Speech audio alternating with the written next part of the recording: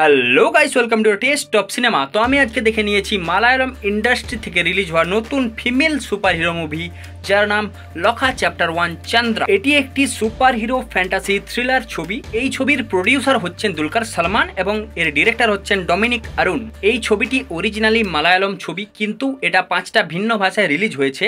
আমি হিন্দিতে দেখেছি, কারণ হিন্দিতে রিলিজ হয়েছে কালকেই এবং মালায়ালমে রিলিজ হয়েছে দুদিন আরও আগে।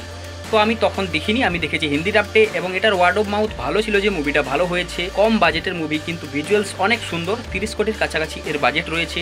2 ঘন্টা 45 মিনিটের এই মুভিতে অসাধারণ সুপার ভিজুয়াল ইফেক্টস রয়েছে। তো আমি বলবো বাজেট অনুযায়ী এই মুভির ভিজুয়ালস সুন্দর রয়েছে। এই মুভির মুখ্য চরিত্রে রয়েছে কল্যাণী প্রিয়দর্শন, যাকে আমরা হৃদয় মুভিতে দেখেছি। সে এখানে এজ এ মেন লিড রয়েছে। তার ক্যারেক্টারের নাম চন্দ্রা, যে মেন সুপার হিরো, এবং তার সাথে রয়েছে নেসলেন, যাকে আমরা প্রেমালু মুভিতে দেখেছি। সে এখানে তার প্রতিবেশী রোল করছে। এবং আমাদের ভিলেনের চরিত্রে রয়েছে স্যান্ডি, যাকে আমরা লিও মুভিতে দেখেছি এজ এ সাইকো। সে সাইকো রোল ভালো করতে পারে। এই মুভিতেও কিছুটা সিমিলার সাইকো টাইপের ক্যারেক্টার রয়েছে, যেটা সে ভালোভাবে করেছে। একটা ইন্সপেক্টরের রোল তার। যদি মুভির স্টোরি সম্বন্ধে বলি, তাহলে কল্যাণী প্রিয়দর্শন মানে চন্দ্রা, তাকে ডাকা হয় একটা কাজের জন্য। সে আসে এবং সেখানে সে নতুন, তাকে কেউ জানে না সে কি করে, সে কে, তাকে কেউ চেনে। এবং সে একটা রুমে থাকে।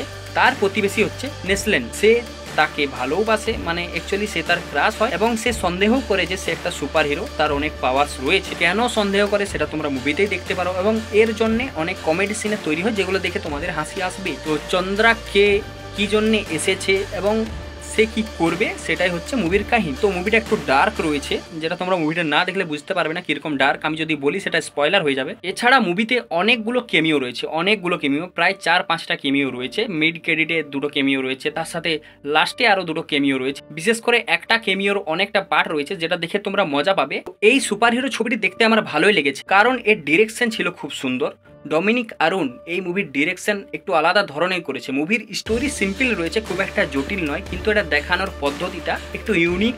এবং এর সিনেমাটোগ্রাফি, যেটা একটু স্টাইলাইজড ভাবে দেখানো হয়েছে, যেটা দেখতে ভালো লাগে, ভিজুয়ালি গ্রেট লাগে। এছাড়া মুভির যে ব্যাকগ্রাউন্ড মিউজিক, সেটাও খুব সুন্দর ছিল, শুনতে ভালো লাগে। আর যে সুপার হিরো সিন, সেগুলোও ভালো ছিল।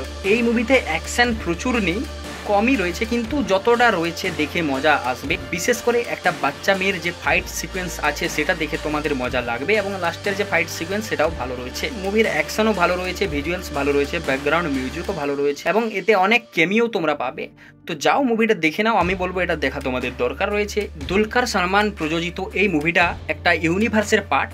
এই মুভিতে যে কেমিওগুলো রয়েছে, সেটা আলাদা মুভিদের সেট আপ করছে। মানে এটার পর আরও এই ইউনিভার্সে অনেক মুভি আসতে চলেছে, এবং এই সুপার হিরো ইউনিভার্সের আমাদের ইন্ডিয়ান সিনেমায় অনেক প্রয়োজন রয়েছে। তো আমাদের এটা সাপোর্ট করা দরকার। বেসিক্যালি এই ফিমেল সুপার হিরো মুভিটা দুলকার সালমানের এই নতুন ইউনিভার্সকে সেট আপ করে। এই মুভির হিন্দি ডাবডও ভালো রয়েছে, কোয়ালিটি ভালো রয়েছে। তো যাও মুভিটা দেখে নাও এবং মুভিটা কেমন আমাকে জানাও। যদি ভিডিওটা ভালো লাগে তাহলে লাইক করো, কমেন্ট করো এবং প্লিজ সাবস্ক্রাইব করো। So thanks, tata, bye bye.